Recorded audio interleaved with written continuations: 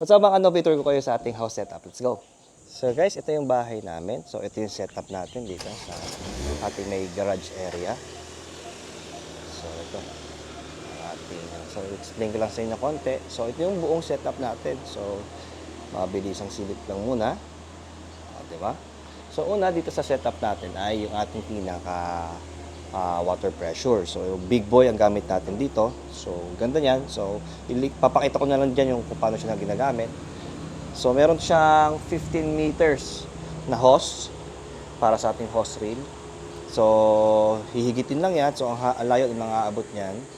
Then meron tayo ditong foam sprayer. So ito, meron tayong iba't ibang foam sprayer. So matatanong bakit ang dami? So una, syempre, dahil meron tayong acidic, alkaline based soap, tsaka neutral foam soap. So maganda, kasalan tayo ng kasa dito, so mabilis natin siya napapalitan. So ang ganda ng pressure niyan, yung big boy na yan.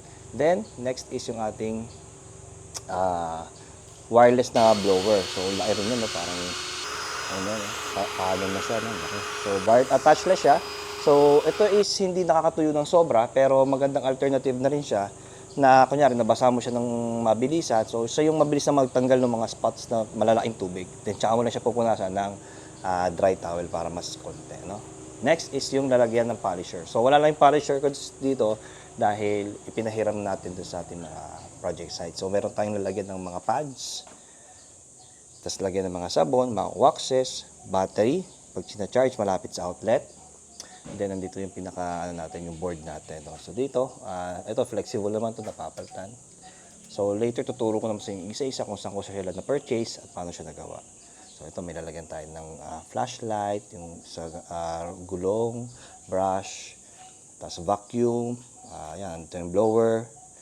Tapos andun yung mga brush natin sa tires. So nasa lowest part siya kasi nagdi-drip yan ng mga maduduming parang substance ng gulong. So maganda, malapit siya sa ground.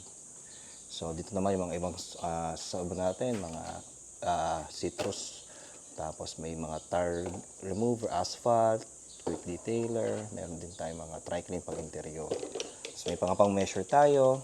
So may lahat yan, pang exterior, pang ano, tsaka mga pang anti-box.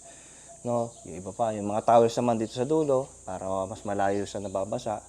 So may mga mitts tayo, drying towels, interior towels, tsaka exterior. So ito yung buong setup niya. So dito sa bahay lang to, pero itong setup na to is talagang nakakalinis na ng buo. No, kailangan natin lahat sa sasakyan. And ang ganda rin tignan somehow kapag nandito. So yung full setup nito is papakita ko sa inyo. So ito yung garage namin. So usually pinapark ko yung sasakyan dito. Then, may space ako dito para sa may enough space pa naman tayo dito para mag-work dyan. So, hila lang si reel, tapos buga-buga dito. Tapos meron pa tayong detailing light sa taas. So, ang ganda rin yan. Then, yung floor natin is yan, tayo, PVC mats. So, kahit magbasa tayo directly sa sahig, is hindi siya iipon ng tubig dito. So, free ka lang na nakakatapak, free ka lang na nakakapaglagay ng mga gamit nang hindi na iipon yung tubig. So, ang ganda kasi sa ilalim nagpo-flow yan hanggang sa pinaka-drainage area. No? So, sige, blast na para makita nyo talaga ng buo. So, buksan natin yung detailing light. So, dito tayo sa pasok. So, yung house namin. So, buksan ko lang. Then, ayun siya. So, ganda niya kahit sa gabi. Minsan inaabot ako dito ng 11, 10. So, yan siya, nagre-reflect siya lang. So, dito lang tayo sa bahay. So, ito yung channel natin sa Novi. Somehow, sana mag-improve pa, mabuhay natin yung channel para makatulong tayo sa mga Pilipino na makahanap sila ng channel na Pinoy na talagang nasa detailing business din. So, yan. Tayo ay nasa mobile detailing business. Kaya, ayan, ganda, no? So, if may questions kayo sa mga susunod natin vlogs, comment and subscribe na lang. Thank you for watching. See you sa next vlogs natin. Paalam.